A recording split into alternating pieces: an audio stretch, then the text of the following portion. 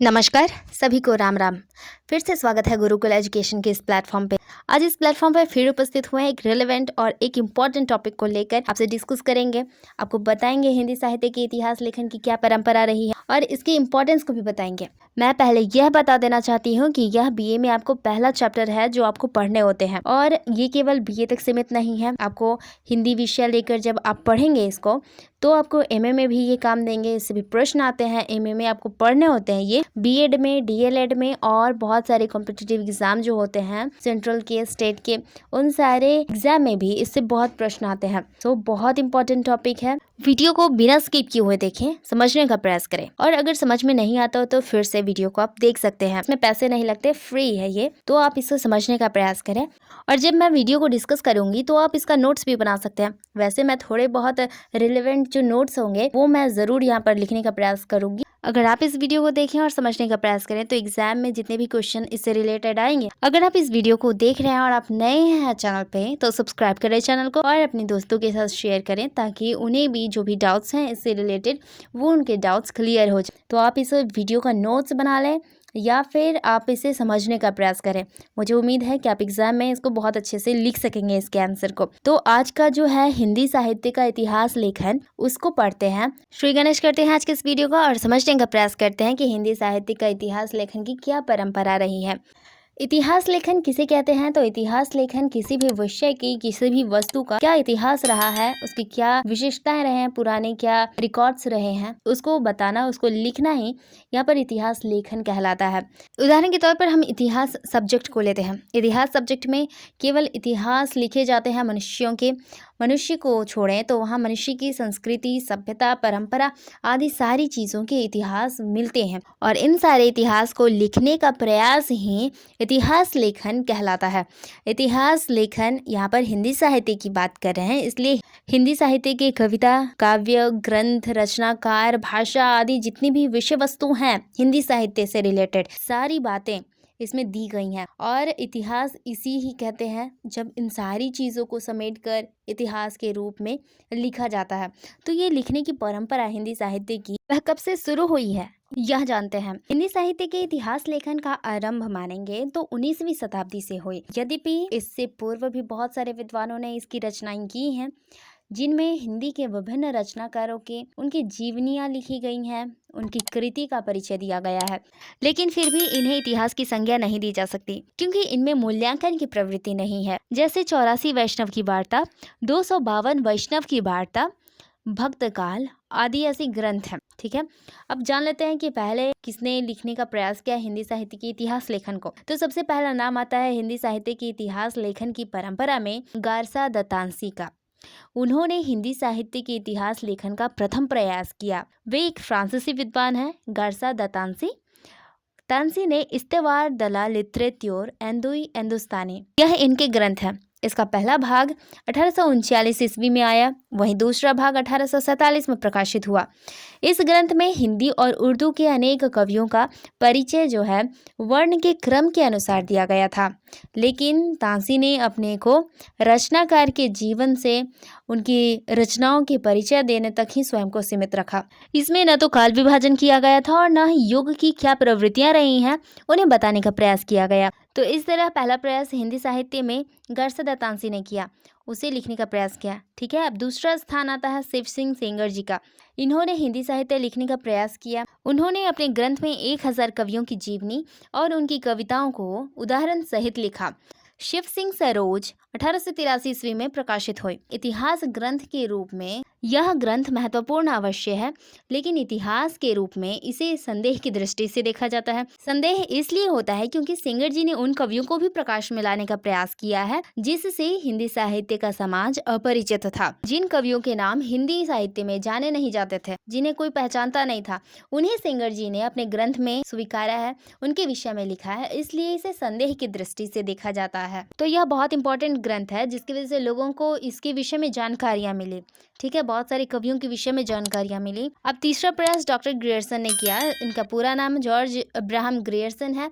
जिन्होंने 1888 ईस्वी में एशियाटिक सोसाइटी ऑफ बंगाल के विशेषांक में the modern vernacular literature of Hindustan यह नाम से ग्रंथ लिखा। इसमें हिंदी साहित्य की प्रमुख बातें लिखी गई थी। पहली बार इस ग्रंथ में कवियों और लेखकों का काल क्रम के अनुसार लिखा गया था। इसका वर्गीकरण किया गया था, यानी कि जिस काल में कवि थे उस काल में विभाजित किया गया इसे, और इसके साथ ही इसमें उनकी प्रवृत्तियों का भी उल्लेख किया गया था, यानी कि उन कवियों की क्या प्रवृत्तियां रही हैं, वे किस प्रकार की रचनाएं कर रहे हैं, इन सारी जानकारियां इन्होंने दी थी। डॉक्टर ग्रियर्सन ने इसमें 951 कवियों का विवरण काल क्रम के अनुसार दिया था। डॉक्टर ग्रियर्सन ने अंग्रेजी में ग्रंथ लिखे और इसका अनुवाद किशोरी लाल गुप्त ने किया। इस ग्रंथ की क्या विशेषताएं रही हैं, इसे जान लेते हैं। तो पहली विशेषता यह होगी कि सबसे पहले ग्रियर्सन ने कवियों और उनकी कविताओं की प्रवृत्तियों को लिखने का प्रयास किया, और दूसरा विशेषता यह होगा कि सर्वप्रथम काल विभाजन और नामकरण का प्रयास भी डॉक्टर ग्रियर्सन ने किया था। इसके बाद हिंदी साहित्य की इतिहास लेखन परंपरा में मिश्र बंधुओं का विशेष नाम आता है। मिश्र बंधुओं ने 1913 ईस्वी में मिश्र बंधु विनोद नामक ग्रंथ लिखा था। तो अब इनकी विशेषताओं को जान लेते हैं। तो पहला हो गया कि यह ग्रंथ जो है 8 कालखंडों में विभक्त है। दूसरा है कि इसमें 5000 कवियों का उल्लेख है। सबसे ज्यादा कवियों का उल्लेख इन्होंने ही किया है। तीसरी विशेषता है कि इसमें नामकरण की सोच समझ दिखाई पड़ती है, जैसे कि इन्होंने प्रारंभिक युग, मध्य युग, आधुनिक युग, इस तरह के नामकरण करने का प्रयास किया है। अब चौथा हो गया, यह ग्रंथ सूचनाओं, बहुत सारे 5000 कवियों की इन्होंने उल्लेख किए हुए हैं, तो इसमें सूचना दिए गए हैं सबके विषय में। तो यहाँ पर सबसे ज़्यादा भंडार 5000 कवियों के विषय में इन्होंने ही दिए हैं। आचार्य शुक्ल ने मिश्र बंधु विनोद की महत्व बताते हुए कहते हैं कि कवियों के परिचयात्मक विवरण मैंने प्रायः मिश्र बंधु विनोद से ही किए हैं, यानी कि परिचयात्मक विवरण इन्होंने मिश्र बंधु विनोद से ही प्राप्त किए हैं। हिंदी साहित्य इतिहास के लेखन परंपरा में अगला नंबर आता है आचार्य शुक्ल जी का। हिंदी साहित्य इतिहास के ग्रंथों में शुक्ल जी द्वारा रचा गया हिंदी साहित्य का इतिहास महत्वपूर्ण स्थान रखता है। यह मूल रूप से नागरिक प्रचारणी सभा द्वारा प्रकाशित हुआ था। हिंदी साहित्य इतिहास के लेखन परंपरा में शुक्ल जी का ग्रंथ सर्वप्रथम व्यवस्थित तरीके से लिखा गया था, परिस्थितियों के अनुकूल लिखा गया था और मौलिक चिंतन के साथ प्रस्तुत किया गया था। तो ये सबसे बड़ा, आज तक का सबसे व्यवस्थित ग्रंथ माना जाता है हिंदी साहित्य के इतिहास लेखन में। आचार्य शुक्ल ने हिंदी साहित्य के इतिहास लेखन में उनकी क्या मूल्य रहे हैं, उनके क्या कॉन्सेप्ट रहे हैं, उनकी क्या मान्यता रही है, उनकी क्या अवधारणा रही है, यह जानते हैं। तो सबसे पहला अवधारणा है कि प्रत्येक देश का साहित्य वहाँ की जनता की चित्रवृत्ति के संचित प्रतिबिंब होता है। दूसरा है कि जनता की चित्रवृत्ति के परिवर्तन के साथ साथ साहित्य का स्वरूप भी परिवर्तित हो जाता है। तीसरा है कि जनता की चित्रवृत्ति के परिवर्तन के चलते राजनीतिक, सामाजिक और धार्मिक परिस्थितियों का अवलोकन भी आवश्यक है। उनके कहने का आशय है कि देश का कोई भी साहित्य हो, वहाँ की जनता का ही मनोभाव का संचित प्रतिबिंब होता है। और दूसरा है कि जब जनता की चित्रवृत्ति बदल जाती है, भावना बदल जाती है, तो साहित्य के स्वरूप भी बदल जाते हैं।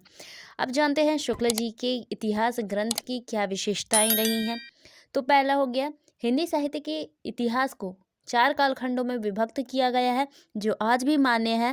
हम आज भी उन्हें पढ़ते हैं, जैसे कि वीर गाथा काल, भक्ति काल, रीति काल, आधुनिक काल।